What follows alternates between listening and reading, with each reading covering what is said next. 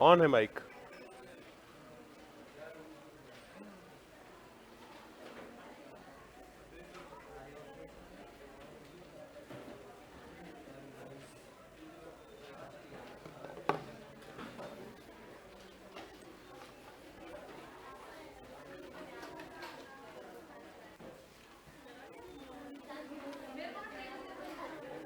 राष्ट्रीय आय शुरू करना है ना,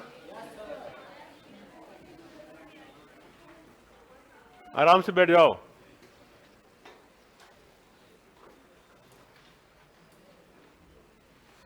देखो,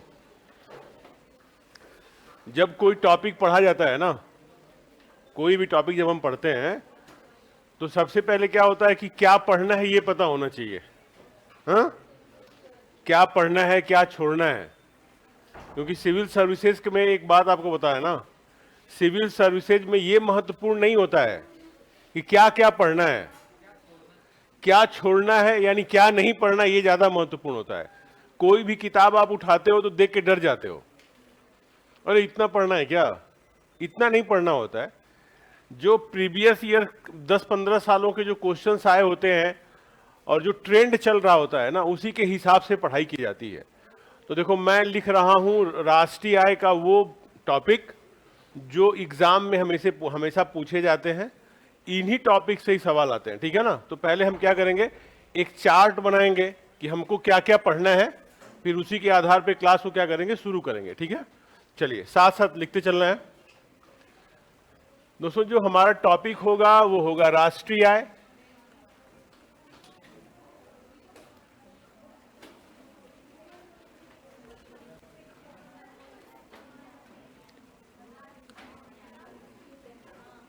नेशनल इनकम,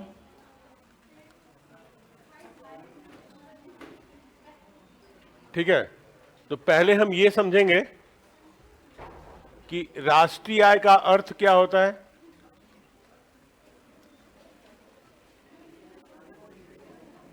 राष्ट्रीय आय किसे कहते हैं, आराम से बैठो।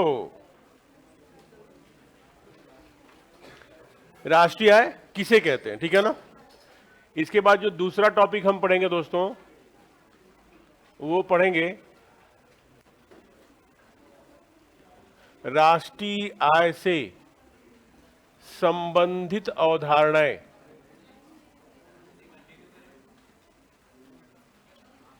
साथ में लिखना है,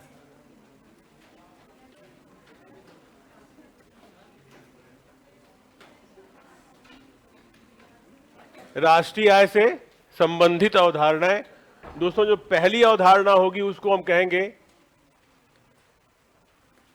सकल घरेलू उत्पाद। इसको बोलते हैं जीडीपी, ग्रॉस डोमेस्टिक प्रोडक्ट, ठीक। तो पहली अवधारणा क्या पढ़ेंगे, जीडीपी को पढ़ेंगे। सब लोग साथ लिखते चलना है। दूसरा पढ़ना है सकल राष्ट्रीय उत्पाद। आपको लिखना है ऐसे एक पेज पे, ऐसे पहला वाला पेज होगा, जैसे मैं लिख रहा हूं वैसे लिख लीजिए, एक एक नंबर करके, ठीक। हाँ, अच्छा ये पूरा देखो, ये ऐसे चलेगा, देखो 1 2। अच्छा चलो एक बार स्ट्रक्चर देख लो। इसको बोलते हैं जीएनपी। फिर इसके बाद हम पढ़ेंगे प्रति व्यक्ति आय, नाम सुना होगा।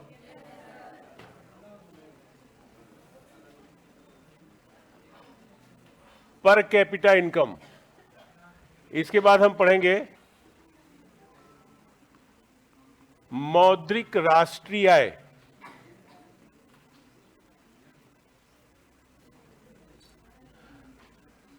Nominal national income.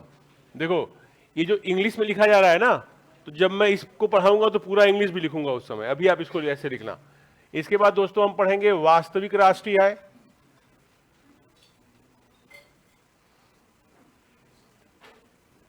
Real national income.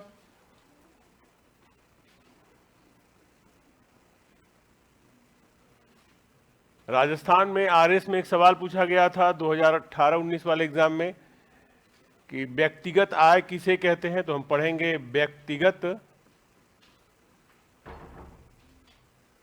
व्यक्तिगत आय, इसको बोलते हैं पर्सनल इनकम।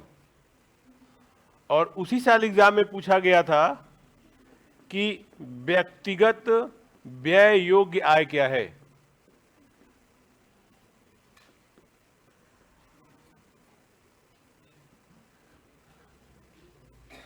इसको बोलते हैं पर्सनल डिस्पोजेबल इनकम। तो इतनी अवधारणाओं को हम पढ़ेंगे, इस पे सवाल आते हैं। इसके बाद जो दूसरा होगा, तीसरा दोस्तों होगा, वो होगा हम क्या करेंगे, भारतीय अर्थव्यवस्था का क्षेत्रीय वर्गीकरण करेंगे।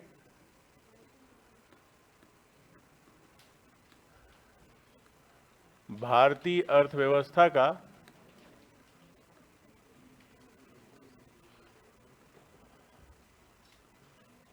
क्षेत्रीय वर्गीकरण करेंगे। और आपको पता है कि जब भी क्षेत्रीय वर्गीकरण होता है तो हम किसको देखते हैं, एक होता है प्राथमिक क्षेत्र, जिसको कृषि और संबद्ध क्षेत्र भी कहते हैं। दूसरा होगा दोस्तों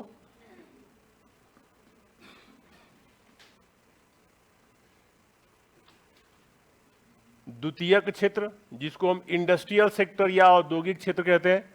तीसरा हमारा होगा सेवा क्षेत्र होगा, सर्विस सेक्टर होगा। तो इसके बारे में हम पढ़ेंगे। इसके बाद दोस्तों हम पढ़ेंगे राष्ट्रीय आय का मापन।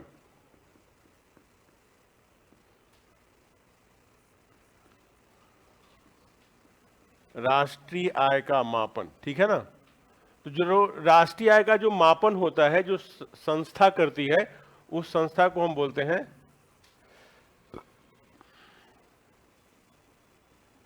राष्ट्रीय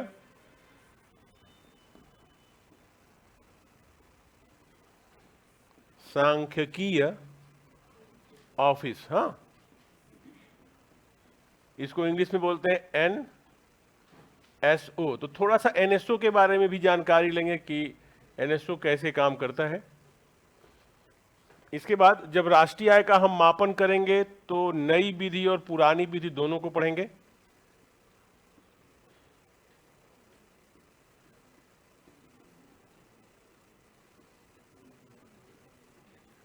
पुरानी विधि पढ़ेंगे और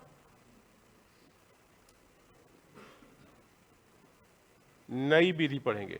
जो नई विधि है दोस्तों, उसको नाम दिया जाता है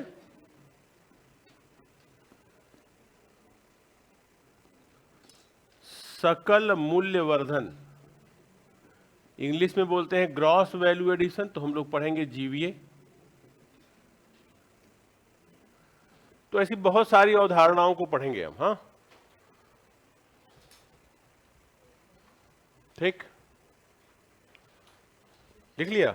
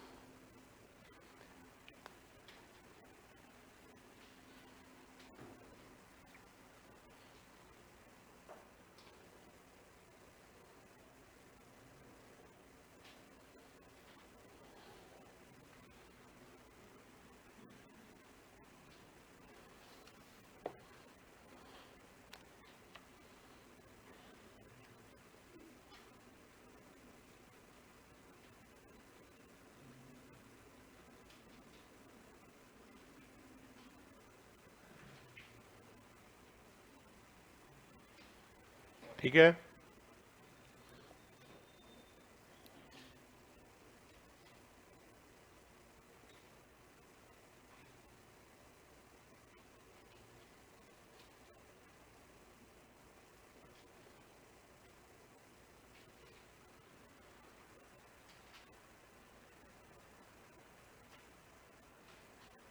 हो गया।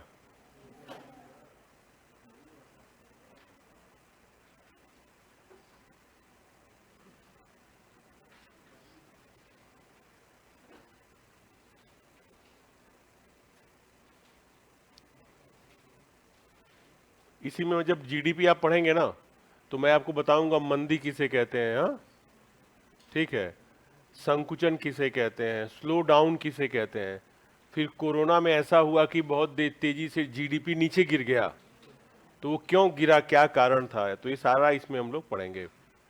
जीडीपी से वो सब संबंधित रहेगा।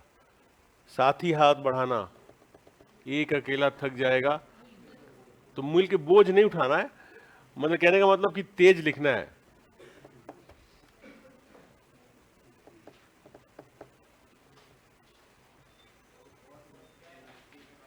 हाँ, ये लिखा है राष्ट्रीय सांख्यिकीय office, NSO, national statistical office.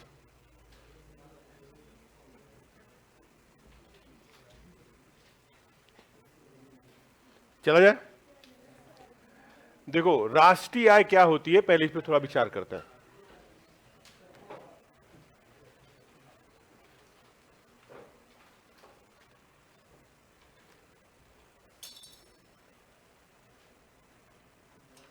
बगल वाले से देख के लिख लेना। हाँ?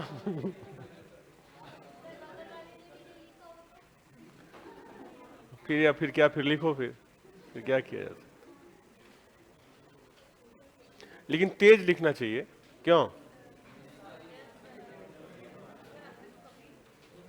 चलिए,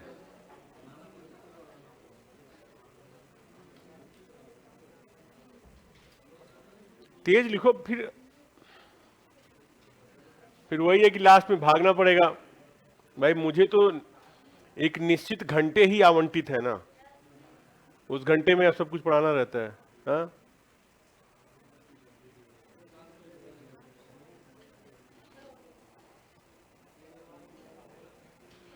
चलो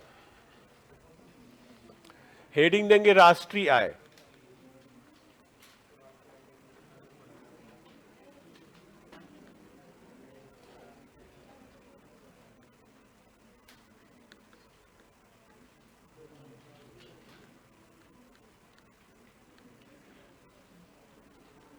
देखो कल हमने बताया था कि जो राष्ट्र होता है ना, आपको पोल्ट्री वाले सर बताएंगे कि जो राष्ट्र होता है, राष्ट्र किसे कहते हैं, राष्ट्र मतलब कि भाई राष्ट्र का मतलब होता है कि भाई एक निश्चित भौगोलिक सीमा होगी, ठीक है ना, नागरिक होंगे और नागरिकों की संप्रभुता होगी। तो मेरे लिए बहुत ज्यादा ये सब मायने नहीं रखता है कि भौगोलिक सीमा होगी और संप्रभुता होगी। मेरे लिए मायने रखता है कि एक नागरिक भी होगा जिसको हम उपभोक्ता कहेंगे। हाँ ठीक है ना। तो देखो इससे क्या मतलब आ रहा है कि हमको क्या पढ़ना है, राष्ट्र का किससे मतलब होता है, नागरिक से। तो हम क्या पढ़ने जा रहे हैं, राष्ट्रीय आय के संदर्भ में नागरिकों की आय को पढ़ने जा रहे हैं, ठीक है ना। यानी देश के नागरिक जो एक साल में जो उनके पास आय आती है उसी को राष्ट्रीय आय कहते हैं। केवल नागरिक, इकोनॉमिक्स में जब भी राष्ट्रीय शब्द जुड़े, राष्ट्रीय आय, राष्ट्रीय उत्पादन, राष्ट्रीय व्यय, तो इसका मतलब होता है कि नागरिकों की आय होगी, नागरिकों द्वारा किया गया कुल उत्पादन होगा और नागरिकों के द्वारा ही किया गया कुल व्यय होगा। जब कौन सा शब्द जुड़े, राष्ट्रीय आय, ठीक है ना। तो देखो कहते क्या है कि एक वर्ष में नागरिकों के पास जितनी आय आती है उसी को राष्ट्रीय आय कहते हैं। तो ये सामान्य भाषा में समझने के लिए हमारे होता है, लेकिन ऐसे कहते नहीं है। कहते कैसे हैं, लिखें। राष्ट्रीय आय की हम परिभाषा आपको लिखा रहे हैं, ठीक है ना, लिखिए। शुरू किया जाए, ओके। लिखिए, किसी अर्थव्यवस्था में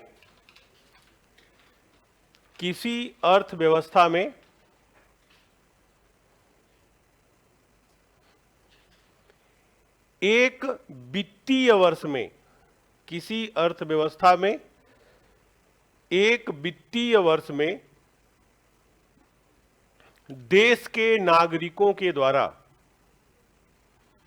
देश के नागरिकों के द्वारा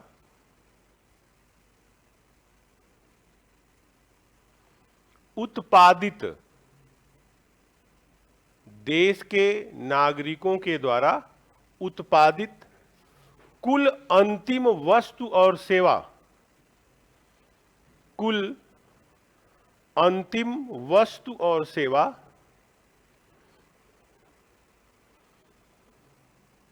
का बाजार मूल्य, कुल अंतिम वस्तु और सेवा का बाजार मूल्य राष्ट्रीय आय कहलाता है, राष्ट्रीय आय कहलाता है।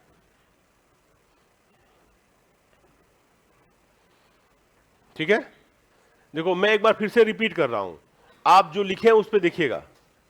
किसी अर्थव्यवस्था में एक वित्तीय वर्ष में देश के नागरिकों के द्वारा उत्पादित कुल अंतिम वस्तु और सेवा का बाजार मूल्य क्या कहलाएगा?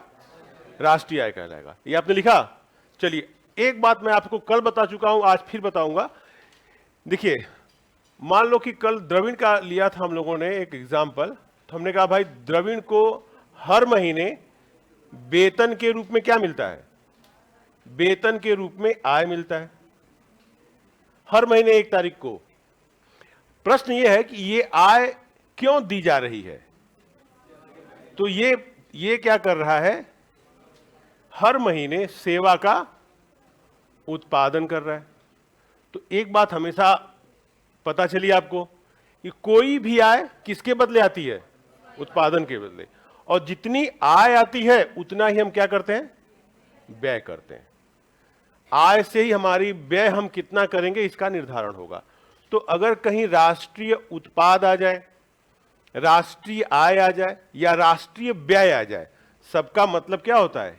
एक ही होता है, क्योंकि उत्पादन बराबर आय और बराबर व्यय। ठीक है ना? यह बात हमेशा याद रखिएगा कि जितनी आपकी आय हो रही है, इसका मतलब उस आय के बराबर आपने कोई ना कोई उत्पादन पहले कर लिया है, और जितनी आय होगी वही क्या करेंगे? खर्च कर सकते हैं। ठीक, चलिए अब एक बात देखिए, जो आपने प्रश्न लिखा है, जो परिभाषा लिखा है, उसमें कुछ चीजें आपको नहीं पता है। लिखिए लिखिए, वित्तीय वर्ष, हाईलाइट करिए वित्तीय वर्ष। लिखा है ना उसमें? इसमें हाईलाइट करना है, इसमें इसमें ठीक है ना? वित्तीय वर्ष को हाईलाइट करिए। चलिए, ठीक है ना? इसके साथ आपको पता होगा, लिखा होगा अंतिम वस्तु और सेवा, उसको भी हाईलाइट करिए। अंतिम वस्तु और सेवा, उसको क्या करना है? ऐसे हाईलाइट कर लेना है। और इसके साथ आपने और एक लिखा होगा बाजार मूल्य, हाँ, मार्केट प्राइस। देखिए, जब भी राष्ट्रीय आय आप पढ़ेंगे ना, तो इन तीनों शब्दों का विशेष महत्व होगा कि वित्तीय वर्ष किसे कहते हैं, अंतिम वस्तु और सेवा किसे कहते हैं, और बाजार मूल्य क्या होता है। ठीक है, तो पहले क्या करते हैं बच्चों? एक एक को समझते हैं। ठीक है ना? तो हेडिंग देंगे आप वित्तीय वर्ष।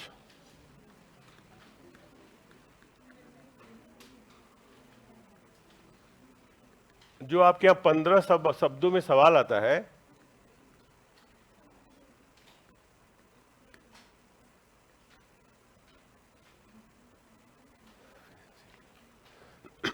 ठीक, हेडिंग देंगे वित्तीय वर्ष। ठीक है ना? कोई बताएगा वित्तीय वर्ष क्या होता है?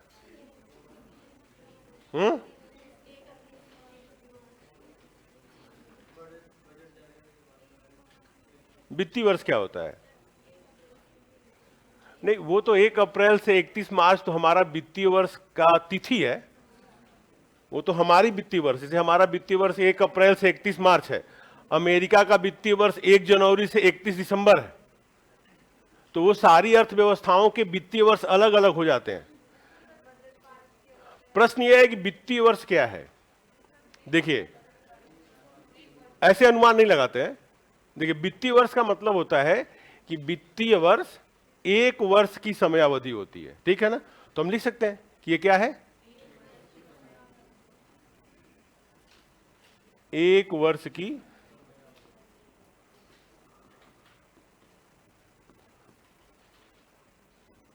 ठीक है ना? जैसे जैसे हम लिख सकते हैं कि भारत का जो वित्तीय वर्ष है वो भी एक वर्ष का ही है। वित्तीय वर्ष कितना है? 1 अप्रैल से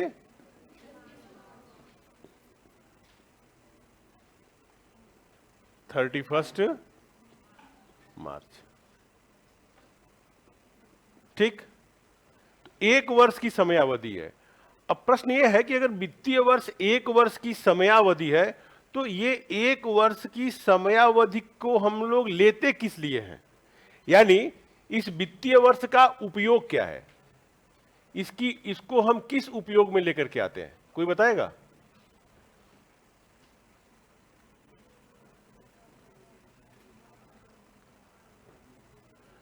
इसकी उपयोगिता क्या है?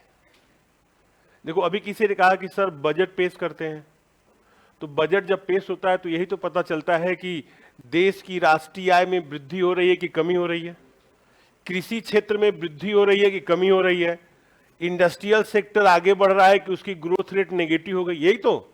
यानी ये जो वित्तीय वर्ष होता है ना मित्रों, इसमें क्या किया जाता है कि साल भर में जितना उत्पादन होता है उसी एक साल में हुए उत्पादन के स्तर का पता लगाया जाता है। कहने का मतलब कि हम क्या करते हैं, हाँ, उत्पादन के आंकड़े एकत्रित करते हैं। इसका मतलब है कि हम यह भी कह सकते हैं कि एक वर्ष में कुल कितना उत्पादन हुआ है।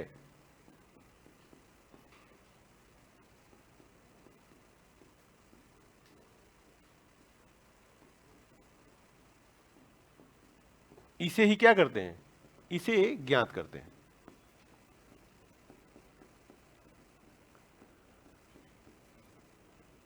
यही है वित्तीय वर्ष। यानी एक वर्ष में हमारे देश में उत्पादन बढ़ रहा है या घट रहा है।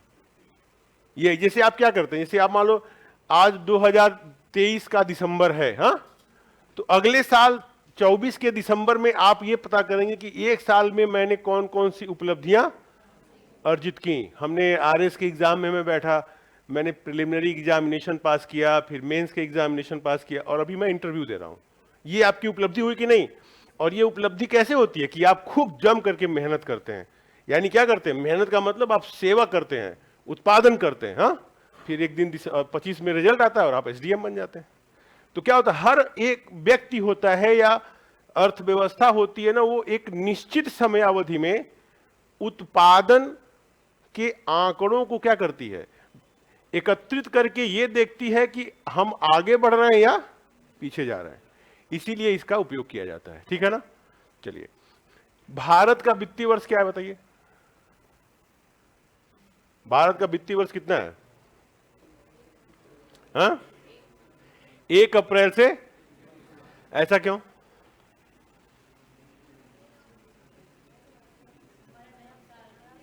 कौन सा नया साल? हाँ? आराम से बताइए कि नया भारत का वित्तीय वर्ष जो है वो 1 अप्रैल से ही क्यों लिया गया? अच्छा तो ये होता कि 31 तारीख को रात में न्यू ईयर मनाते और 1 तारीख से नए वित्तीय वर्ष में प्रवेश कर जाते। देखो, कोई ना कोई तो कारण होगा ना। एक कारण और है, इस तारीख को, देखो, इस तारीख को एक विशेष दिवस भी होता है।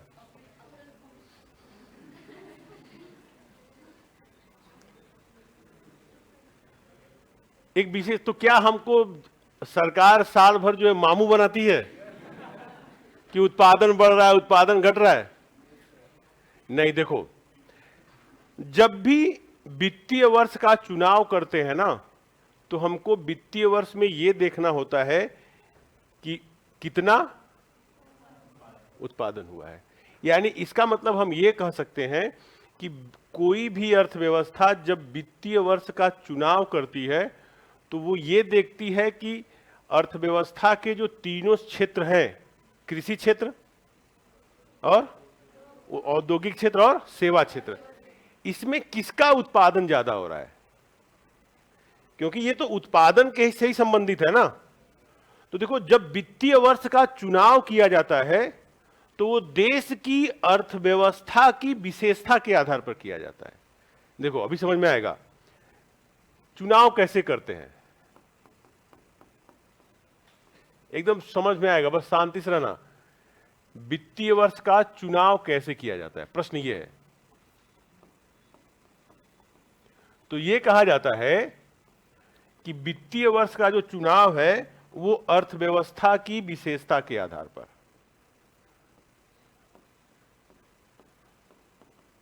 अर्थव्यवस्था की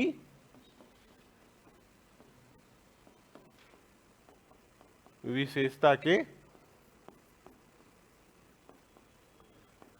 आधार पर।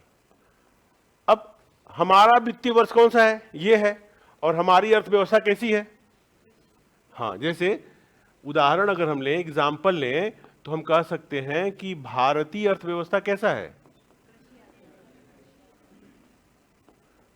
भारतीय अर्थव्यवस्था कृषि प्रधान अर्थव्यवस्था है, इसमें तो कोई दिक्कत नहीं है।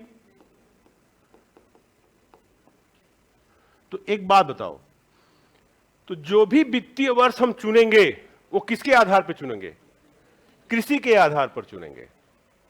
किसके उत्पादन को ज्ञात करेंगे, कृषि के उत्पादन को ज्ञात करेंगे, क्योंकि हमारी अर्थव्यवस्था का एक बहुत बड़ा हिस्सा किससे आता था, ठीक है ना। तो अब देखो प्रश्न ये आता है ना कि भाई ऐसा अगर हम चुनते हैं तो इसका कारण क्या है। अरे हमको बता दीजिए ना, चलिए बताइए। हाँ देखो, अब एक बात देखो, कभी आप दिल्ली से पश्चिम बंगाल जाइए, दिल्ली में ट्रेन पकड़िए और पश्चिम बंगाल जाइए अप्रैल के महीने के लास्ट में, ठीक।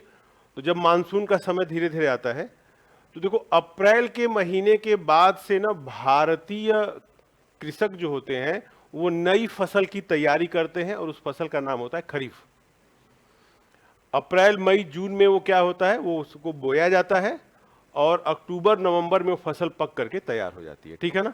तो देखो, एक जो खरीफ की फसल है वो कब तैयार हो गई, अक्टूबर में वो तैयार हुई, जो जून में बोई गई थी। अक्टूबर के जब जाड़े का मौसम ये चल रहा होगा ना, तो हम किसकी तैयारी करेंगे, रबी की। तो रबी नवंबर में चलेगा और लगभग फेब के लास्ट में या मार्च तक ये क्या हो जाता है, तैयार हो जाता है। ठीक, चलो। तो ये एक साल में क्या पता चला, एक साल में ये पता चला कि हमारा कुल कितना, क्यों, कुल कितना क्या होगा, ये होगा ना, कुल कितना कृषि का उत्पादन होगा। यहां तो कोई दिक्कत है क्या, होगी भी नहीं। मैंने कहा कि भाई 1 अप्रैल से लेकर के 31 मार्च क्यों चुना गया, तो हमने कहा हमारी अर्थव्यवस्था कृषि प्रधान है, तो हम कृषि के उत्पादन को ज्ञात करेंगे। तो कृषि के उत्पादन को हम देखते हैं कि भाई अप्रैल से शुरू होता है, खेत जुतना शुरू होता है, फिर उसके बाद क्या होता है, मानसून आता है, फिर हम क्या करते हैं, चावल की खेती करते हैं, वो अक्टूबर नवंबर में तैयार हो जाता है, फिर उसके बाद रबी की खेती करते हैं गेहूं की, वो फरवरी तक वो तैयार हो जाता है, मार्च तक।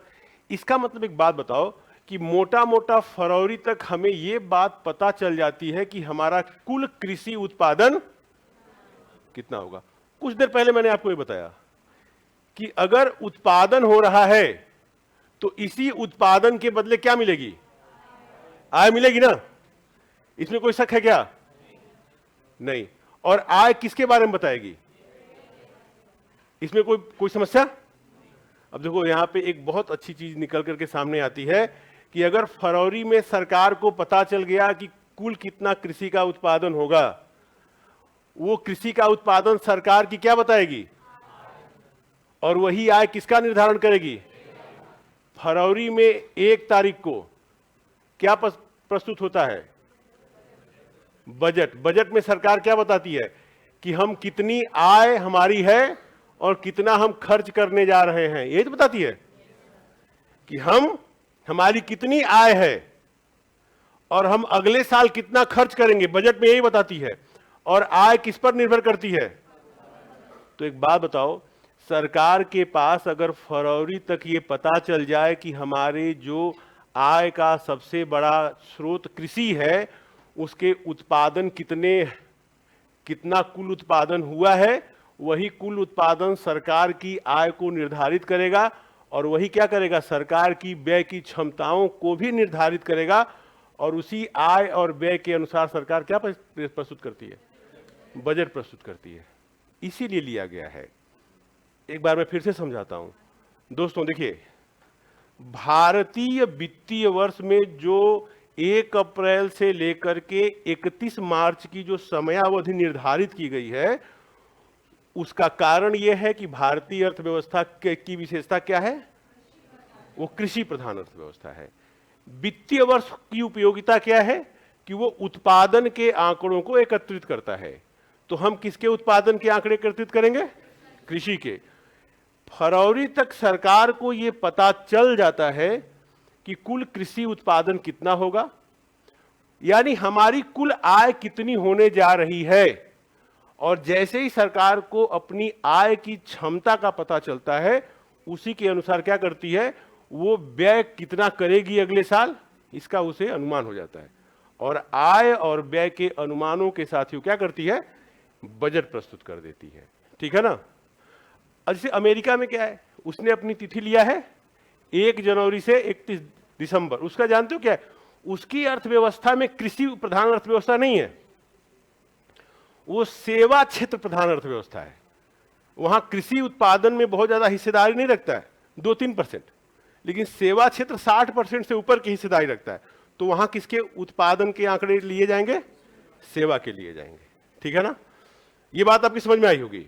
देखिए, कोई भी बुद्धिमान आदमी जो होता है ना, 2 बार में समझ जाता है। कितने लोगों को समझ में नहीं आया बताएं?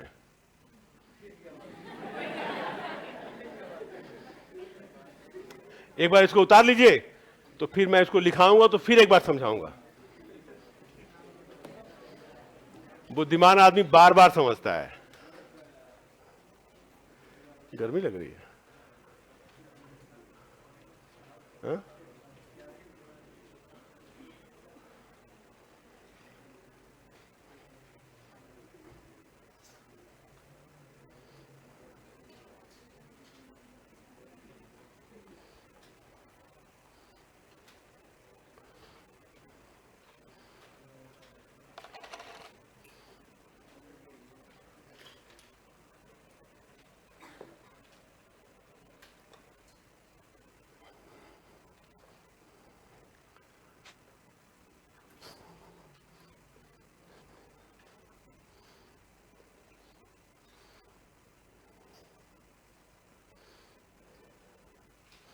देखो, जब कॉपी बनाए करो ना, तो मान लो ये कॉपी है आपकी, हाँ? तो इकोनॉमिक्स के नोट्स की एक विशेषता होती है कि ये लगभग 1/4 ना इधर छोड़ दिया करिए ये। हाँ, क्योंकि जिस साल एग्जाम देने जाइए ना, मतलब अपने से लिख रहे हो ना, तो बाएं साइड, तो कभी क्या होता है कि हर साल आंकड़े बदल जाते हैं बजट सर्वे के साथ, तो फिर आप वही कॉपी पे लिख लिया करिएगा। हाँ,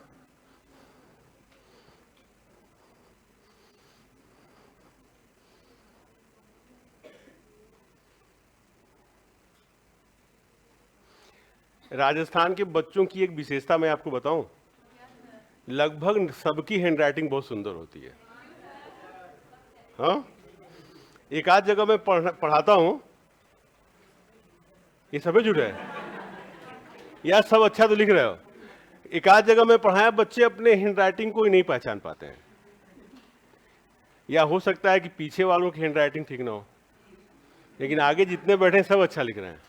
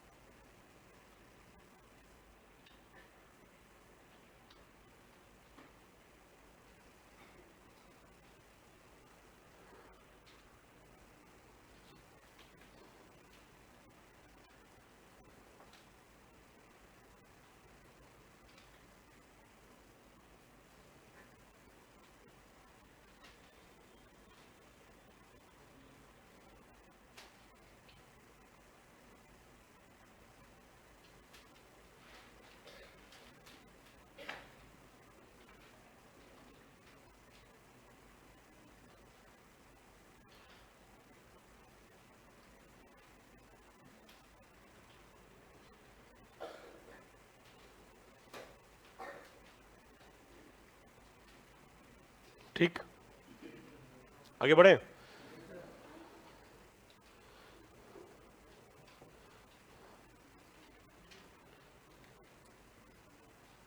इसको लिखा भी दें क्या? इसको लाइन पंक्तियों में लिखा दें? हाँ हाँ सर, चलो लिख लो। नंबर एक, नंबर दो करके लिखना। नंबर एक, वित्तीय वर्ष, वित्तीय वर्ष, वित्तीय वर्ष एक वर्ष, ब्रैकेट में लिखेगा 12 महीने, 12 महीने की समयावधि, की समयावधि होती है। वित्तीय वर्ष 12 महीने की समयावधि होती है। नंबर दो, वित्तीय वर्ष का उपयोग, वित्तीय वर्ष का उपयोग एक वर्ष की समयावधि में, एक वर्ष की समयावधि में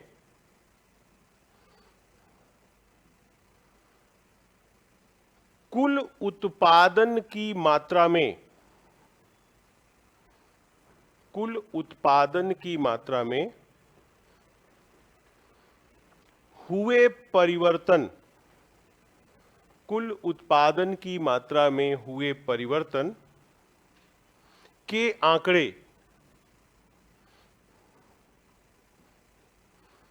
एकत्रित करने के लिए किया जाता है, एकत्रित करने के लिए किया जाता है।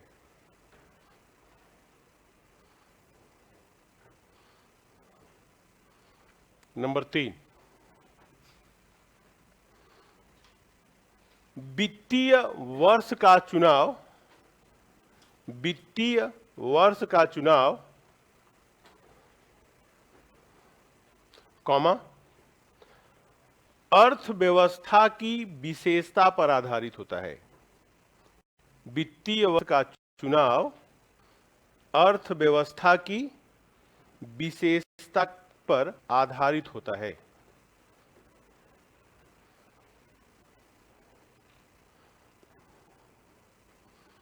जैसे, जैसे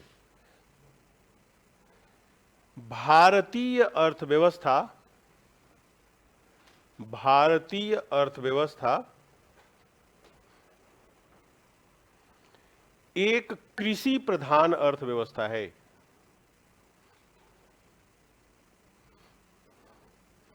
एक कृषि प्रधान अर्थव्यवस्था है। इसी कृषि उत्पादन को आधार बनाकर, इसी कृषि उत्पादन को आधार बनाकर भारत ने अपना वित्तीय वर्ष, भारत ने अपना वित्तीय वर्ष 1 अप्रैल से 31 मार्च, 1 अप्रैल से 31 मार्च निर्धारित किया है। 1 अप्रैल से 31 मार्च निर्धारित किया है। ठीक,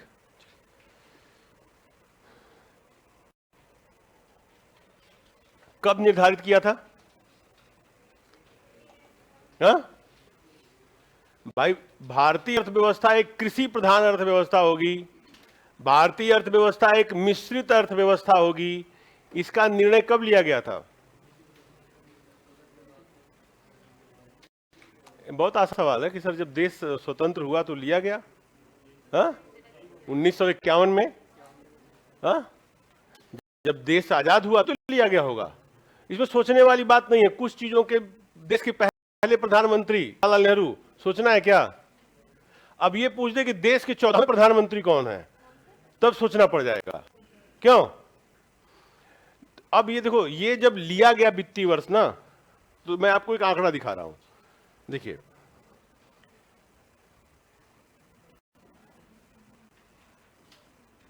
देखिए, मान लीजिए कि ये भारत का वित्तीय वर्ष है, तो वित्तीय वर्ष भारत ने जब अपना निर्धारित किया तो वो समय कौन सी थी? वो था वर्ष 1950 और 51। इस समय भारत ने क्या किया? अपना वित्तीय वर्ष 1 अप्रैल से 31 मार्च निर्धारित किया। अब एक बात देखो, मान लो कि अगर हम ये माने ना कि ये भारत की कुल राष्ट्रीय आय है,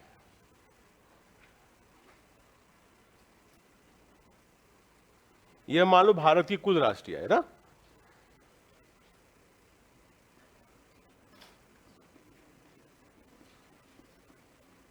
अब इस राष्ट्रीय आय में होगा क्या? ये कुछ हिस्सा किसका होगा? कृषि का होगा। कुछ हिस्सा किसका होगा? औद्योगिक क्षेत्र का होगा।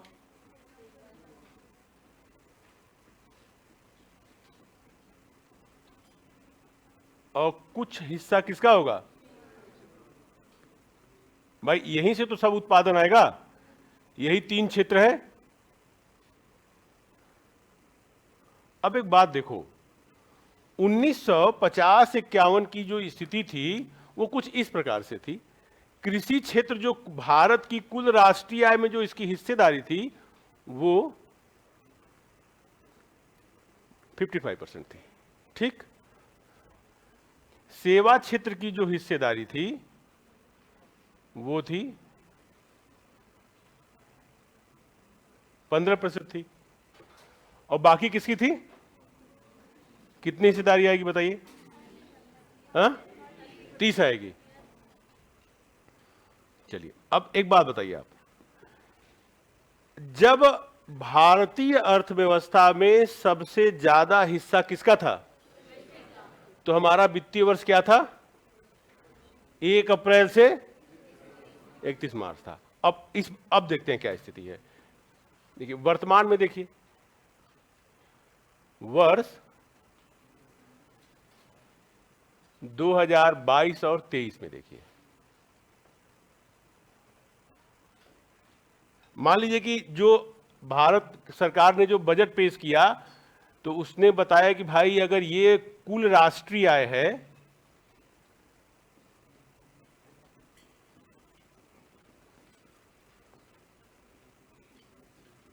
तो उसमें देखो कैसे परिवर्तन हो रहा है।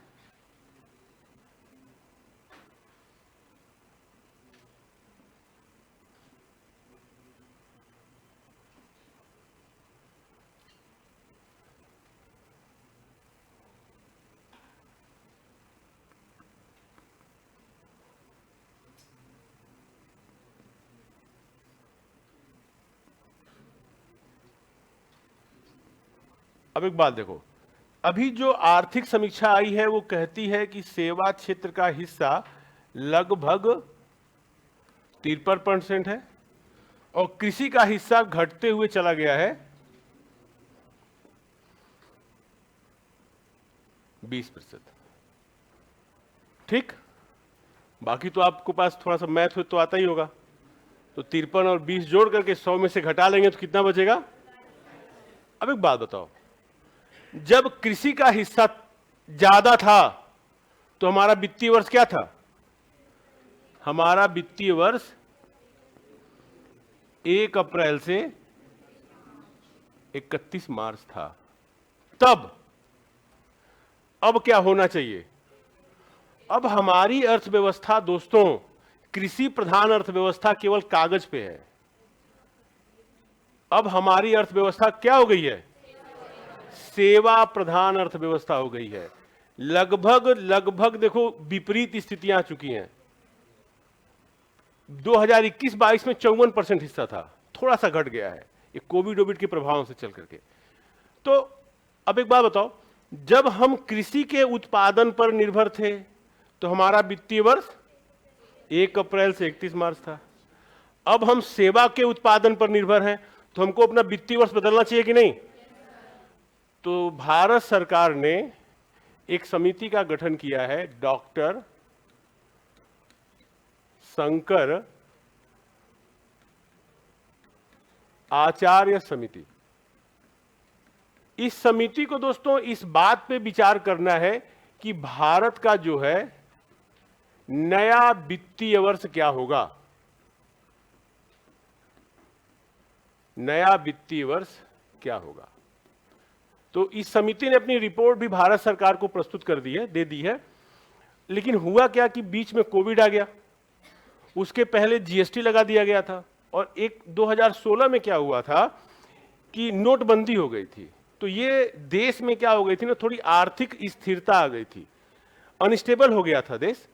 भाई नोटबंदी लगी तो लोग परेशान हो गए। इसके बाद जीएसटी आया तो सरकार को भी कुछ दिन तक समझ में नहीं आया कि लगा करके अच्छा किए कि खराब किए। अब तो जीएसटी से बहुत अच्छा कलेक्शन आ रहा है। इसके साथ क्या हुआ, कोविड आ गया। तो कोविड में तो पता ही कि सब लोग अपने अपने घरों में चले गए, तो उत्पादन कम हो गया था।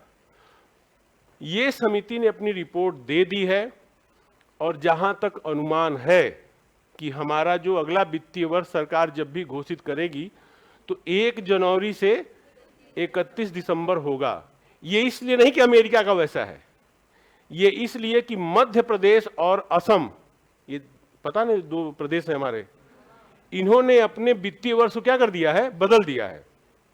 इनका जो वित्तीय वर्ष है 1 जनवरी से, और वहां किसका शासन है, भारतीय जनता पार्टी शासन कर रही है। तो इसका मोटा मोटा अनुमान ये लगाया जा रहा है कि चूंकि भारतीय जनता पार्टी के शासित राज्यों ने, 2 राज्यों ने 1 जनवरी से 31 दिसंबर कर लिया है, तो अब हम भी क्या करेंगे, आएगा तो हम उसको करेंगे। बच्चों देखिए, पहले आप ये आंकड़ा लिखिएगा ऐसे सेम सेम, इसके बाद मैं लिखाऊंगा शंकर आचार्य समिति, ठीक है, ठीक है।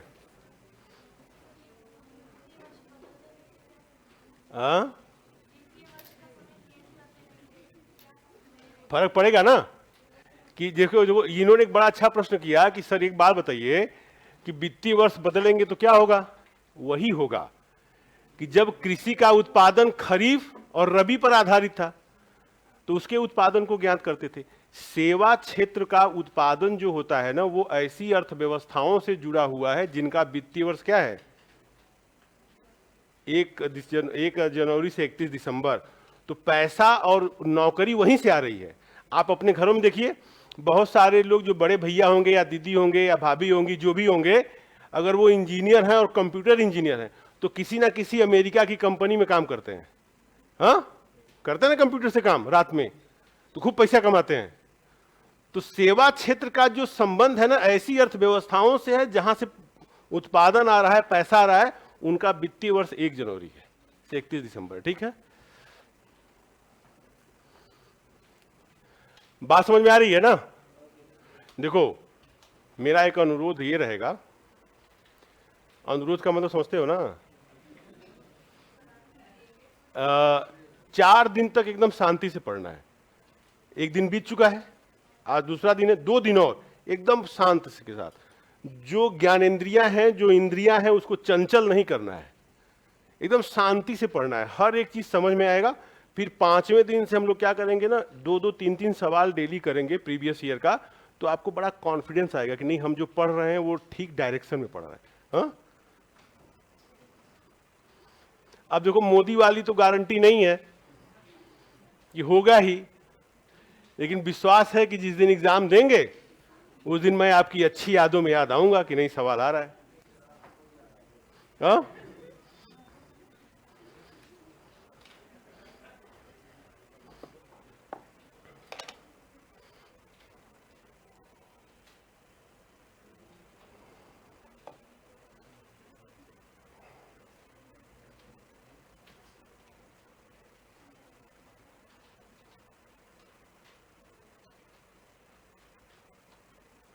और सोनू, सेवा क्षेत्र को हम लोग पढ़ेंगे जब मैं पढ़ाऊंगा भारतीय अर्थव्यवस्था का क्षेत्रीय वर्गीकरण, तो मैं बताऊंगा सेवा क्षेत्र में क्या क्या आता है, एग्रीकल्चर सेक्टर में क्या क्या आता है, सब मैं बताऊंगा।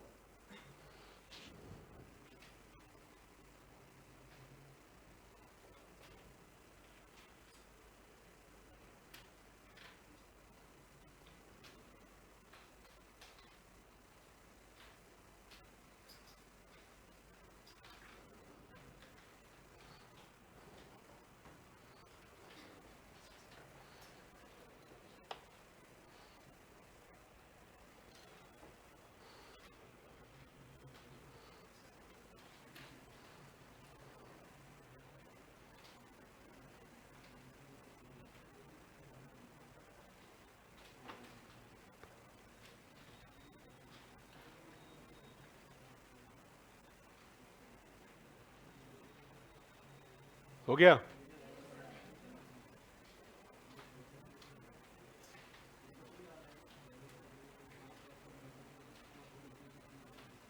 लिखिए, तेज लिखा करो, एक पेन से लिखा करो, 4-5 कलर से लिखने से क्या मतलब है? हाँ, क्यों? लिखिए, भारतीय अर्थव्यवस्था में, भारतीय अर्थव्यवस्था में, भारतीय अर्थव्यवस्था में नए वित्तीय वर्ष, नए वित्तीय वर्ष की तिथि, डेट की तिथि तलाशने के लिए, तिथि तलाशने के लिए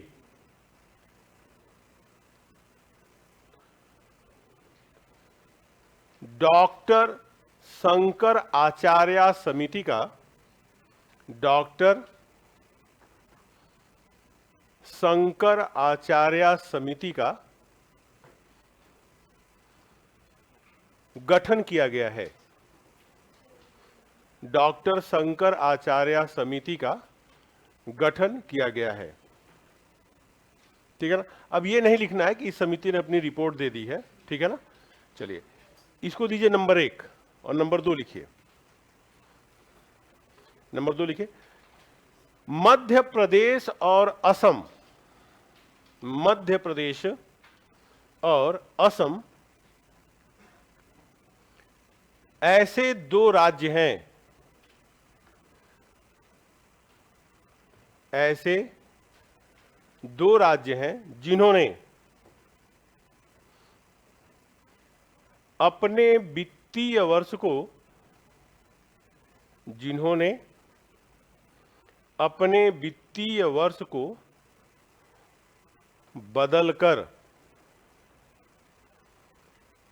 अपने वित्तीय वर्ष को बदलकर 1 जनवरी से 31 दिसंबर, 1 जनवरी से 31 दिसंबर कर लिया है।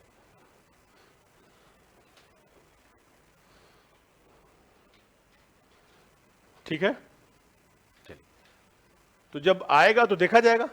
हाँ? एक चीज और देखो, आप थोड़ा भारतीय वित्तीय वर्ष पर विचार करते हैं।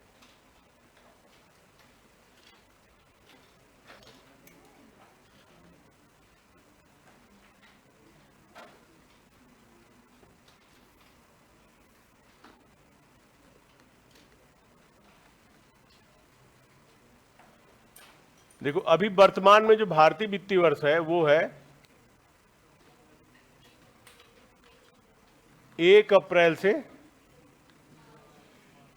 अच्छा आप लोग करंट अफेयर तो पढ़ते रहते होंगे, हैं?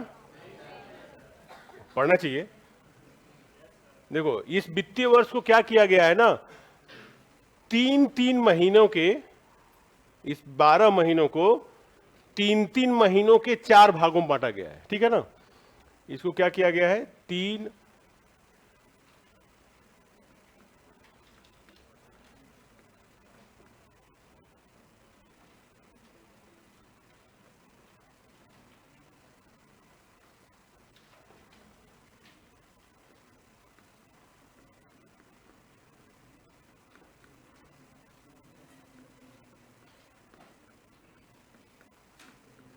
चलिए क्या किया गया है, 12 को 3-3 महीनों के 4 भागों में बांटा गया है और उसको क्या बोलते हैं,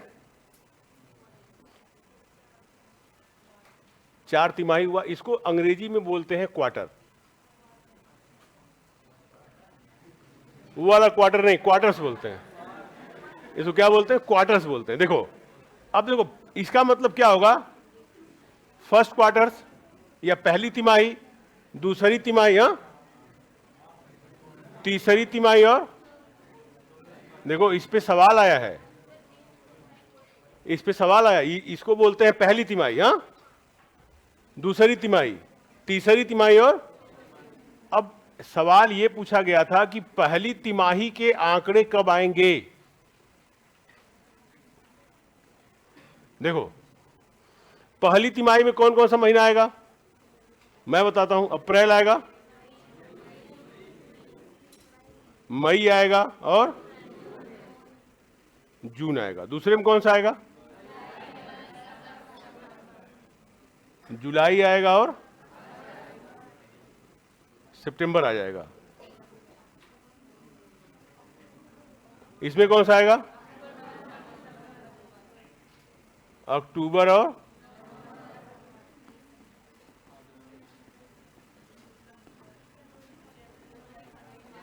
हाँ,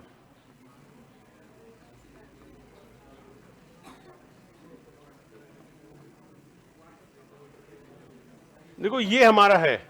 जब आप करंट अफेयर पढ़ते हो ना, तो आप सरकार ऐसे जब डेटा देती है आपको, जो एग्जाम में आपके पूछा जाता है, तो आप देखते होंगे अभी एक डेटा नवंबर के महीने में आया है। वो ये कहता है कि दूसरी तिमाही में भारतीय अर्थव्यवस्था दुनिया में सबसे तेजी से बढ़ने वाली अर्थव्यवस्था है। ठीक है ना, भारतीय अर्थव्यवस्था दुनिया में सबसे तेजी से बढ़ने वाली अर्थव्यवस्था है।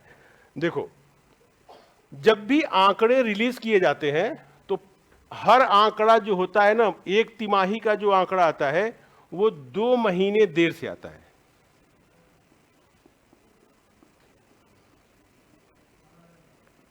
दो महीने देर से आएगा। देखो, तो पहले वाला जो आंकड़ा आएगा अगस्त के लास्ट में आएगा, ठीक।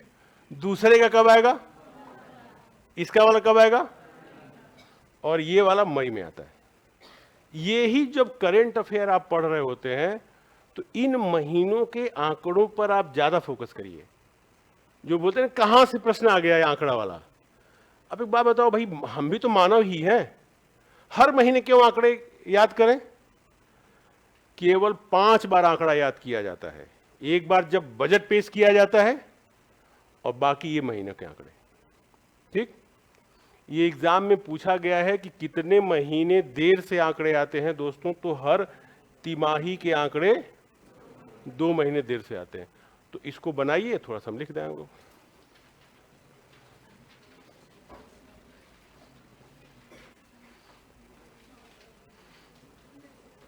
ये वो वाला क्वार्टर नहीं है जिसको लेके आप आनंदित हुए हैं, इसका मतलब होता है तिमाही। हाँ,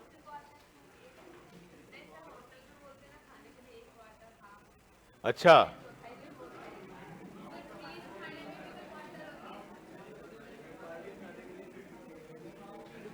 एक जिसकी रही भावना जैसी। हाँ,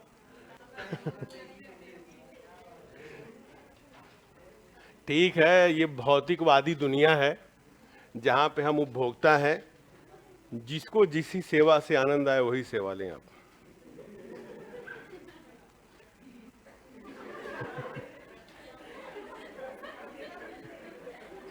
लिखो पहले।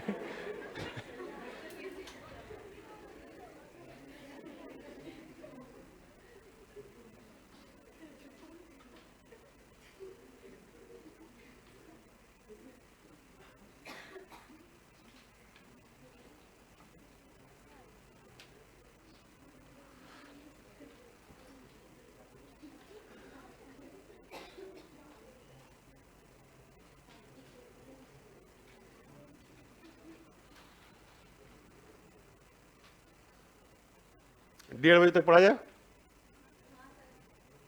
थोड़ा क्लास लेट स्टार्ट हुई है। नहीं, सुबह 7 बजे से आए हो आप, 7:30 बजे से। ओ, नहीं नहीं, फिर बहुत ज्यादा अन्याय ठीक नहीं है। खाना बनाना है भाई, अब खाना बनाना सीखो, वो सारे काम सीखो, वो सारे काम सीखो जो पहले कोई दूसरा करके देता था। महिला सशक्तिकरण का बिल लेकर के भारत सरकार आई, क्यों? हाँ,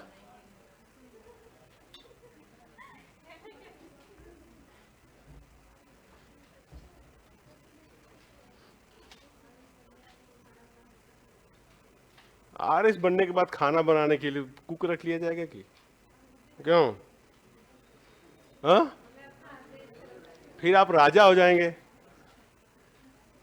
राजा के घर बहुत लोग काम करने वाले होते हैं।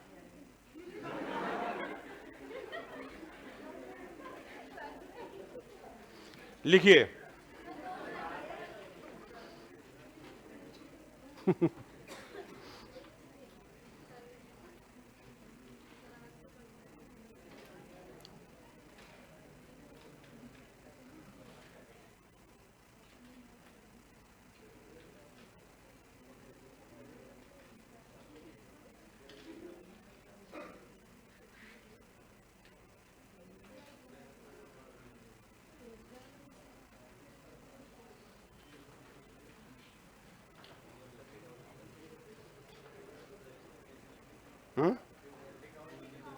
मैं लिखवाऊंगा इसको। हो गया, लिखिए नीचे से।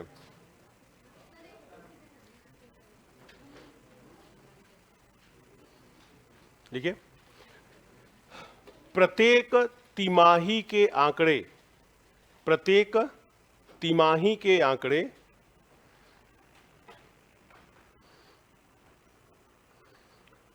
2 महीने देर से, 2 महीने देर से आते हैं, 2 महीने देर से आते हैं। जैसे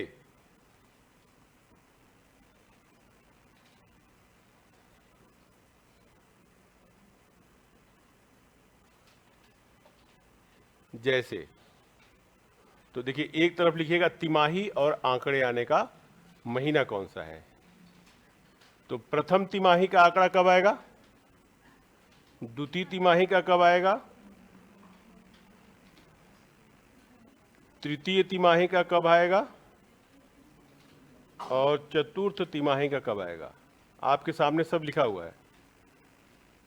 प्रथम तिमाही के आंकड़े आएंगे अगस्त में। अब बच्चा इसी में कंफ्यूज हो गया। दूसरे आंकड़े आएंगे नवंबर में, फिर फरवरी में, और लास्ट आंकड़ा कब आएगा, मई में। तो यही जो वर्ष, यही जो महीने हैं ना, इसी महीने की मैगजीन आप महत्वपूर्ण होगी आपके लिए।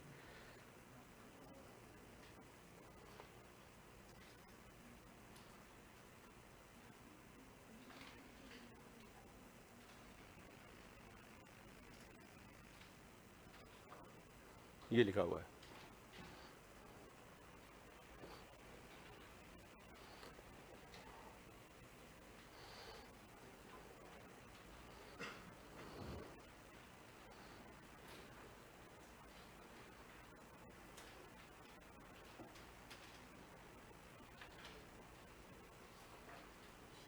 हो गया।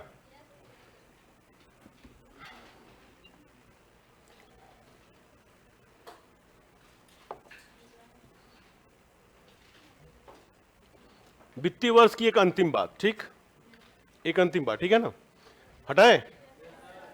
देखिए, वित्तीय वर्ष की तुलना कैसे किया जाता है।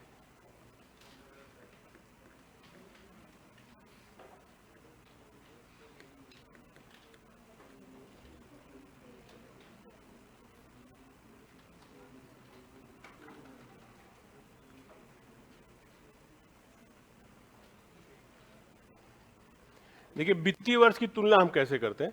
मान लो कि कोई एक वित्तीय वर्ष होगा, मानते हैं हमें कि मान लो कोई प्रथम वित्तीय वर्ष है,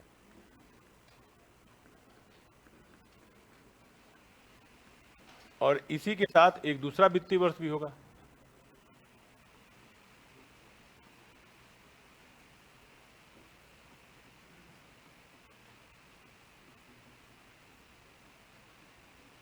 ठीक, मान लो ये वित्तीय वर्ष है 2023 है और 24 है, और इधर 2022 है और 23 है। तो देखो, इसमें भी 3 तिमाही, 4 तिमाही होगा। इसको हम लोग ऐसे लिखते हैं Q1, हाँ, Q2, Q3, और इसमें भी होगा।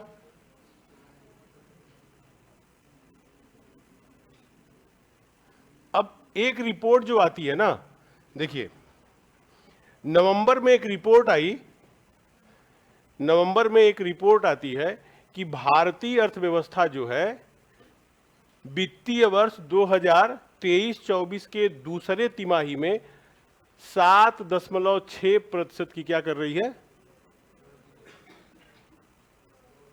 ग्रोथ कर रही है या वृद्धि कर रही है। तो मुद्दा यह है ना कि ग्रोथ हो रहा है, वृद्धि हो रही है। तो जब ग्रोथ या वृद्धि को हम देखते हैं तो किसी से तुलना करके देखते हैं ना कि भाई मेरे तुम 50 नंबर पाए थे, मैं 75 नंबर पा गया, यानी तुमसे 25 नंबर ज्यादा पा गया। तो 25 नंबर ज्यादा पाया इसका मतलब कि दो व्यक्ति होंगे, एक 75 वाला होगा, एक 50 वाला होगा, तभी तो 25 वृद्धि हुई है उसकी। तो मेरा प्रश्न दोस्तों ये है कि जो इस तिमाही में जो ये वृद्धि दिखा रही है वो इसकी अपेक्षा दिखा रही है कि इसकी अपेक्षा दिखा रही है? सोच के बताना है, सोच के बताना है। हा? मतलब इससे, हाँ एकदम सही, बढ़िया सॉफ्टवेयर है, आपका दिमाग अच्छा है। देखिए तुलना हमेशा ना एक जैसे लोगों से किया जाता है, तुलना हमेशा एक जैसे लोगों से किया जाता है। अब एक जैसे का मतलब क्या, ये वित्तीय वर्ष में जितने महीने हैं वो भी इसमें है, इसकी स्थिति इसके बराबर है। तो जो तुलना का आधार होगा बच्चों एकदम सही है, तुलना का आधार यही होता है। समान तिमाही से क्या किया जाता है, तुलना किया जाता है। ये तुलना का आधार नहीं होगा, ये महत्वपूर्ण बात है। तो ऐसे बना करके ऐसे लिख लीजिएगा।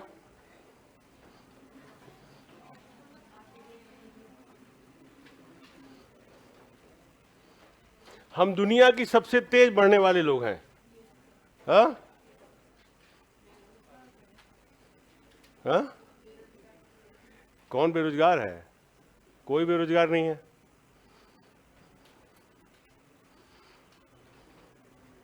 देखो बेरोजगार तब कहलाओगे जिस दिन एग्जाम में बैठोगे, अभी तो आप काम करने को तैयार नहीं हो, यहां से जाओगे क्यों, खाना बनाओगे सो जाओगे। और देखो इस बात की चिंता नहीं करना है, इस बात की कभी चिंता नहीं करना कि जिंदगी में क्या होगा, जो होगा देखा नहीं जाएगा। कुछ न, एक जगजीत सिंह की गजल थी कि क्यों डरे जिंदगी में क्या होगा, कुछ ना होगा तो तजुर्बा होगा, क्यों, और जो होगा वो अच्छा होगा। एक और कविता आपने सुना होगा कि मन का हो तो अच्छा, मन का ना हो तो और भी अच्छा, क्यों, क्या ऐसे लिखे, और बहुत अच्छा जीवन जिएंगे आप, कभी डरना नहीं है। क्यों, ये सफेद झूठ नहीं है।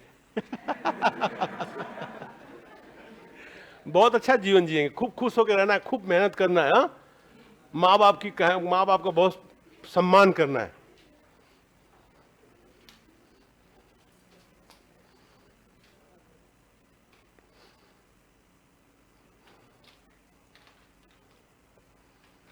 जिस महीने के जिस तिमाही के आंकड़े आएंगे उसमें जो ग्रोथ होगा या उत्पादन घटेगा वो समान तिमाही से, एक वर्ष पीछे वाले वित्तीय वर्ष के समान तिमाही से करते हैं। ठीक है, Q1 का आंकड़ा आएगा तो Q1 से, Q3 का आएगा तो Q3 से, ऐसे तुलना किया जाता है। ऐसे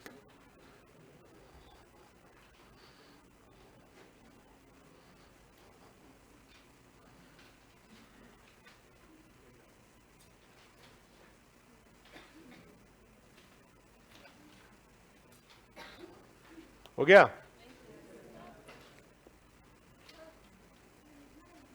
हाँ और क्या,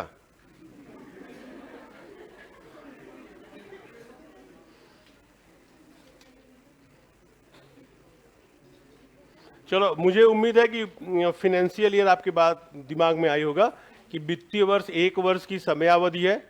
उपयोग क्या किया जाता है? उत्पादन के आंकड़े एकत्रित करते हैं। भारत का जो वित्तीय वर्ष है उसको 3-3 महीनों की 4 तिमाही में बांट दिया गया है, ठीक है, और तिमाही के सारे आपके हैं। हर तिमाही का आंकड़ा 2 महीने देर से आता है। हो गया ना? तो ये देखो दोस्तों, वित्तीय वर्ष था।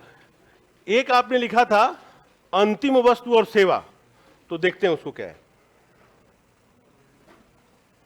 हेडिंग देंगे वस्तुएं।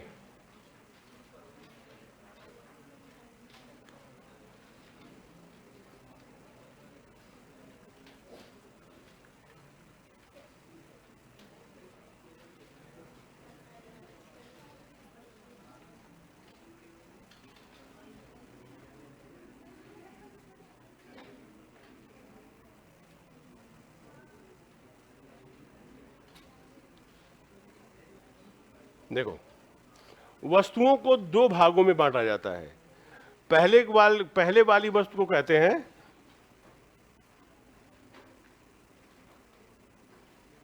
माध्यमिक वस्तु। क्या बोलते हैं? इंग्लिश में इसको बोलते हैं इंटरमीडिएट गुड्स। और दोस्तों, दूसरी जो वस्तु होती है उसको बोलते हैं अंतिम वस्तु। अंतिम वस्तु को इंग्लिश में बोलते हैं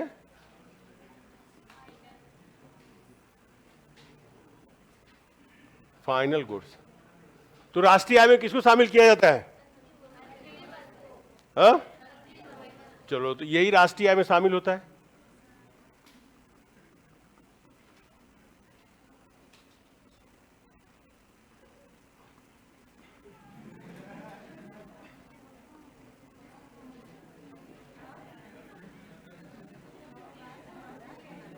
चलो, अब एक बात बताओ। प्रश्न यह है कि माध्यमिक वस्तु क्या होगी और अंतिम वस्तु क्या होगी। और यह बात हमेशा याद रखना, राष्ट्रीय आय की गणना में अंतिम वस्तुओं को हम लेते हैं। माध्यमिक वस्तु क्या होगी? देखो, वे सभी वस्तुएं माध्यमिक वस्तुएं होंगी जो उत्पादन की प्रक्रिया में प्रयुक्त होती हैं। ये वस्तुएं किसमें प्रयुक्त होती हैं? वे वस्तुएं जो उत्पादन की प्रक्रिया में प्रयुक्त हो।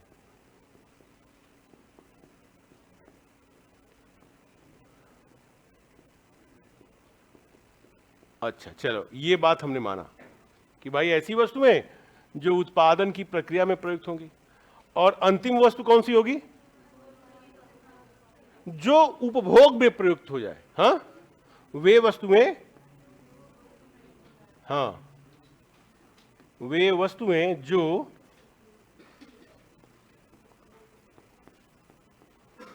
उपभोग में प्रयुक्त हो। ठीक, ये बात हमेशा याद रखिएगा। जो वस्तु आपके पास उपभोग के लिए आती है वो कौन सी वस्तु होगी? और जो वस्तु उत्पादन की प्रक्रिया में होती है प्रयुक्त, उसे क्या बोलते हैं? चलो, एक एग्जांपल लेते हैं, ठीक है ना। मान लो कि एक किसान है जिसने उत्पादन क्या किया? गेहूं। गेहूं से उसने क्या बनाया? और आटा से आपने बनाया रोटी। ठीक, इसमें अंतिम वस्तु कौन सी होगी? अंतिम वस्तु क्या होगी? चलो, ये हमारी हो गई दोस्तों। ये अंतिम वस्तु क्यों है? बताइए, ये अंतिम वस्तु क्यों है? उपभोग में आ रही है।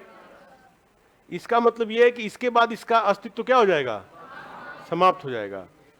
अब मेरा प्रश्न यह है ना कि अंतिम वस्तु को राष्ट्रीय आय में शामिल क्यों किया जाता है?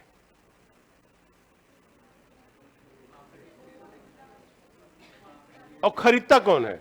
ऐसे मान लो कि आप घर पे खाना नहीं खा रहे हो और आप जाते हो रिद्धि सिद्धि पे, जो एक हाइट पे जो है ना, कौन सा हाइट करके है, उस रेस्टोरेंट में आप जाते हो, बोलते हो भाई 2 नॉन रोटी लेकर के आओ, बोलता है 30 रुपए का रोटी। क्यों राष्ट्रीय आय में शामिल किया जाता? देखो यही चीजें मूल होती हैं समझना। कहीं भी पढ़ सकते हो, नोट्स में पढ़ के अंतिम वस्तु को शामिल किया जाता है, लेकिन क्यों शामिल किया जाता है ये बात है। अब प्रश्न पूछने की प्रकृति बदल रही है। अब आयोग आपसे वो सिंपल सिंपल सवाल नहीं पूछेगा। कहीं का भी आयोग आप देखेंगे ना, अब भारत में जो 1991-92 के जो नए आर्थिक सुधार थे ना, उन सुधारों का चौथा चरण भारत में शुरू हो गया है। आपकी उम्र मान लो 17-18 साल होगी, 10 साल की अवस्था में आपने दुनिया को समझना शुरू किया होगा, तब आपको ये सब नहीं सुनाई दिया होगा कि भारत में न्यायिक सुधार किए जाएंगे। हमेशा देखिए चीफ जस्टिस ऑफ इंडिया से और मोदी जी से छिड़ी रहती है कि ये न्यायिक सुधार करना है। अब आप लोग जैसे कर रहे हैं कि एक रिकमेंड कर दे रहा है, दूसरा न्यायाधीश आ रहा है, नहीं, हम एग्जाम करवाएंगे, एग्जाम के थ्रू लेकर के आएंगे। ये सब सुधार है, प्रशासनिक सुधार हो रहा है। देखिए जो भी अधिकारी होता है पहले जैसा खुल के काम नहीं कर पाता है, क्योंकि बहुत सारा सीसीटीवी कैमरा लगा दिया गया है, बहुत सारे रूल्स आ गए नए नए। अब प्रकृति बदल रही है, तो प्रकृति बदलती है तो जवाबदेही आ जाती है। तो सवाल जो है हर आयोग देखिएगा ना, आरपीएससी भी क्या करेगा, अब अपने को इस तरह से मॉडिफाई करेगा कि वे कैलेंडर निकालेगा साल में कि हम कौन कौन सा एग्जाम निकाल रहे हैं। और जब वो अनुशासित होगा तो आपको भी अनुशासन में आना पड़ेगा, क्योंकि देश को अब सिविल सर्वेंट की जरूरत नहीं है। देश को ऐसे सिविल सर्वेंट की जरूरत है जो अच्छा मैनेजर हो। हमारे पास संसाधन बहुत हैं, हम संसाधनों को ठीक से मैनेज करना हमको आना चाहिए। इसलिए जब आपसे एग्जाम लिया जाएगा तो उसी एग्जाम में ना आपके बौद्धिक क्षमता का परीक्षण किया जाएगा। और बौद्धिक क्षमता का परीक्षण क्या है ये नहीं पूछा जाएगा, क्यों है ये पूछा जाएगा। आप प्रश्न की प्रकृति देखिएगा, 5-7 साल में बदल रही है सब। देखो इसको इसलिए लिया जाता है कि अंतिम वस्तु ही, जब आप राष्ट्रीय आय पढ़ रहे थे ना तो आपने लिखा था कि अंतिम वस्तु होनी चाहिए, और किस मूल्य पर होनी चाहिए? बाजार मूल्य पर होना चाहिए। किस मूल्य पर? अंतिम वस्तुओं को ही आप बाजार मूल्य पे खरीदते हैं, अंतिम वस्तु को ही बाजार मूल्य पे खरीदते हैं। बाकी तो चीजें उत्पादन की प्रक्रिया में आती हैं। कोई पूछे कि अंतिम वस्तु को क्यों लिया जाता है, तो आप बोलिए कि राष्ट्रीय आय की जो परिभाषा है उसमें वस्तु किस पर खरीदी जानी चाहिए, और अंतिम वस्तु जो बाजार कीमत पे खरीदी जाती है वही अंतिम वस्तु राष्ट्रीय आय में शामिल होती है। दूसरा प्रश्न ये कि भाई अंतिम वस्तु खरीदता कौन है? तो उपभोक्ता खरीदते हैं, हम आप खरीदते हैं। इसका मतलब है कि अगर हम किसी भी सामान को खरीदने जाएं, फेयर एंड लवली लेने जाएं, कुछ दिन तक तो मुझे यह समझ में नहीं आया कि Shahrukh Khan fair and lovely का एडवर्टीजमेंट क्यों कर रहा था। कुछ दिन तक किया था, मुझे आज तक समझ में नहीं आया। बस देखने में पहले ही स्मार्ट है वो। देखो मान लो फेयर एंड लवली लेने गए, जाड़े का समय, मान लो वैसलीन लेने गए। जब पहुंचे तुम रिलायंस मार्ट में तो उसने कहा कि ऐसा है कि 400 रुपए का है, 400 रुपए का द्रव्य ले जाइए आप, लेकिन अगर आप बिल लेंगे, अगर आप बिल हमसे लेंगे तो इस पर हम 15% का जीएसटी लगा देंगे, और नहीं लेंगे तो जो 400 का प्रोडक्ट है हम आपको 380 रुपए में दे देंगे। अब मानव होता है पैसे की बचत करना, उसकी आदत है। चलो 20 रुपया बच जाएगा तो चल करके चाट खा लेंगे, हर व्यक्ति सोचता है। लेकिन जैसे ही आप बिल नहीं लेंगे ना, तो वो उसके कंप्यूटर में उसकी एंट्री नहीं होगी कि वो वस्तु बिकी कि नहीं बिकी। और अगर नहीं बिकी, आप तो खरीद लिए हो, उसकी एंट्री नहीं हो पाई, तो इसका मतलब वो अंतिम वस्तु तो बिक चुकी है, उपभोक्ता के पास जा चुकी है, लेकिन उसका रिकॉर्ड अभी सरकार के पास। इसलिए बच्चों, जब भी कोई सामान खरीदो तो बिल जरूर लो। अगर बिल लोगे तो कितनी वस्तु बाजार की कीमत पर बिकी है ये सरकार के पास आंकड़ा जाएगा, और राष्ट्रीय आय क्या होगी? बढ़ती हुई दिखेगी। हम अपनी छोटी सी बचत के लिए देश के आंकड़ों को क्या कर देते हैं? गड़बड़ा देते हैं। ठीक है, देखो अब यहां पे क्या है, ये अंतिम वस्तु है और ये दोनों क्या है?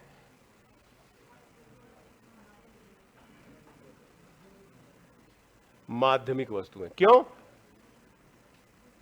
क्योंकि ये उत्पादन की प्रक्रिया में प्रयुक्त हुए। उत्पादन क्या करना था? रोटी का उत्पादन करना था, और ये दोनों उसके उत्पादन में प्रयुक्त हुए। तो मैं एक काम और भी लिख सकता हूं क्या, कि वे वस्तुएं जो अंतिम वस्तु के उत्पादन में कच्चे माल के रूप में प्रयुक्त होती हैं उसे क्या बोलते हैं? माध्यमिक वस्तु। लिख सकता हूं कि नहीं? ऐसी वस्तुएं जो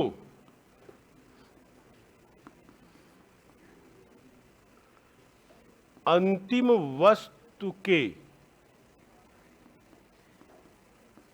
उत्पादन में कच्चे माल के रूप में क्या हो?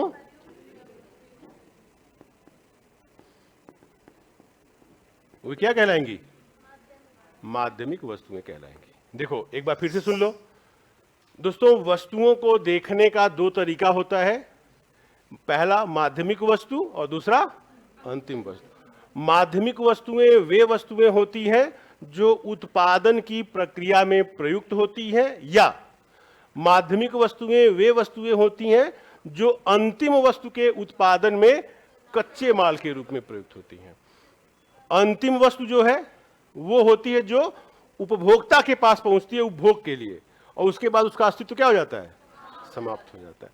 अब आपके सामने बड़ी समस्या आ जाएगी कि सर गेहूं भी तो कोई बेचता होगा, हाँ, आटा भी तो रामदेव बेच रहे हैं, बेच रहे हैं ना। देखो हुआ ये कि कौन सी वस्तु माध्यमिक होगी और कौन सी वस्तु अंतिम होगी, ये पहचानना बड़ा कठिन काम था। कुछ लोग बिल लेते थे तो अंतिम वस्तु राष्ट्रीय आय में शामिल हो जाती थी, कुछ लोग बिल नहीं लेते थे तो वस्तु बिक तो जाती थी लेकिन सरकार के पास आंकड़े नहीं जाते थे। कहने का बच्चों ये मतलब है कि अंतिम वस्तु और माध्यमिक वस्तु के पहचानने की समस्या बहुत बड़ी थी। इसलिए भारत सरकार ने क्या किया, 1 जनवरी 2015 को माध्यमिक वस्तु और अंतिम वस्तु पर जो निर्भरता थी उसे समाप्त कर दिया।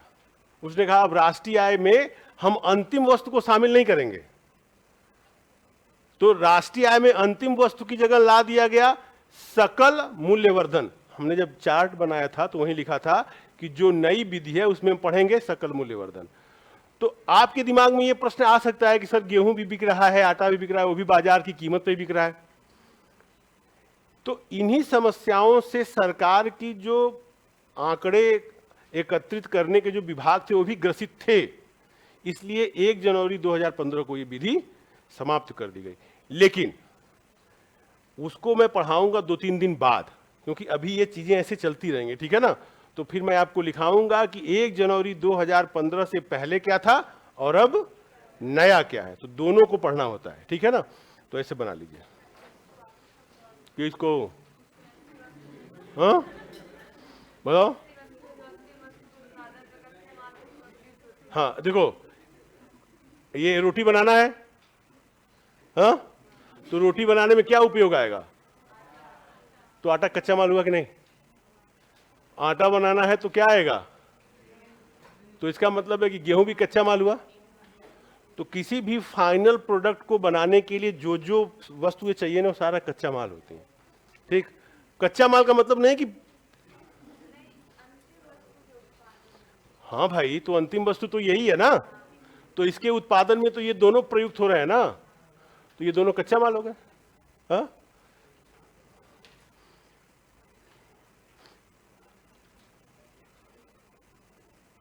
ठीक, बना लो बना लो, सब समझ में आएगा।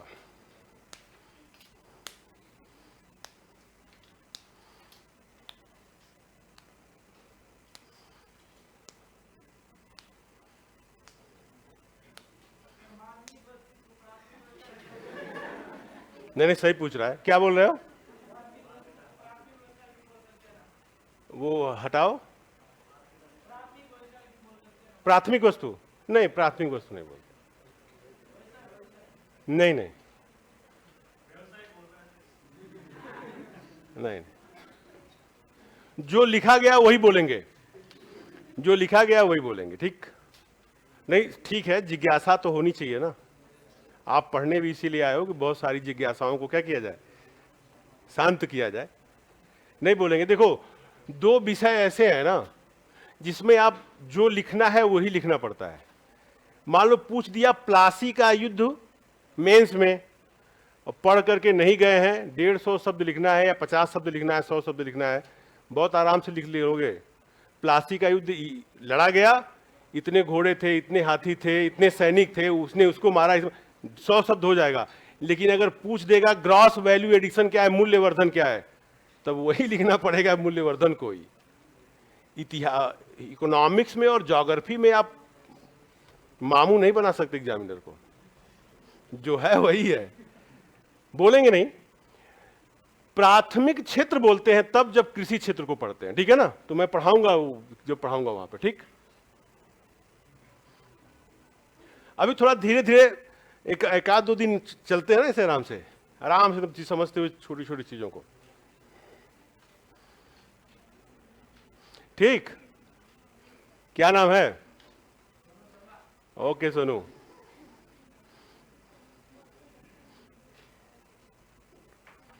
बस आप इतना जानो कि अंतिम वस्तु का मतलब होता है जो उपभोग में आए, और माध्यमिक वस्तु का मतलब होता है जो उत्पादन की प्रक्रिया में आए। नहीं, प्राथमिक बोलते नहीं है।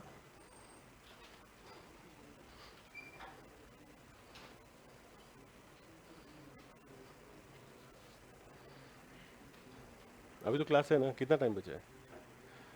जिंदगी के 4 मिनट।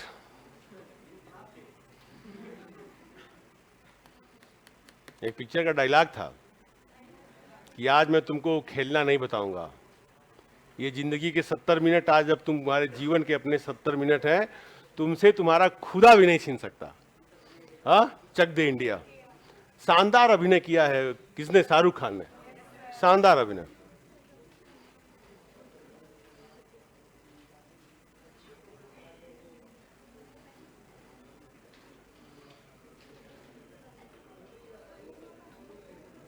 आगे बढ़ा जाए।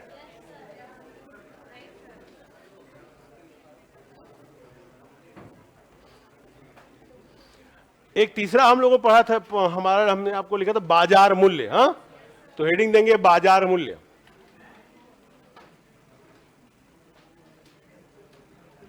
हेडिंग दें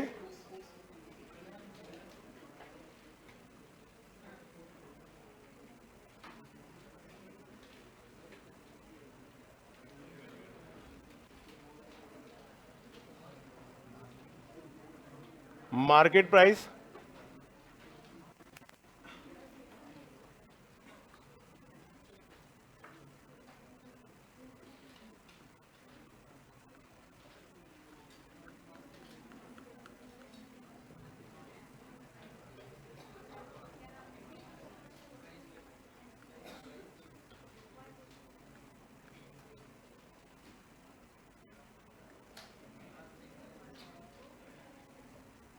हेडिंग आपका ये रहेगा बाजार मूल्य या बाजार कीमत, मार्केट प्राइस जिसको हम शॉर्ट में बोलते हैं एमपी, और साधन लागत जिसको हम बोलते हैं फैक्टर कॉस्ट, एफसी।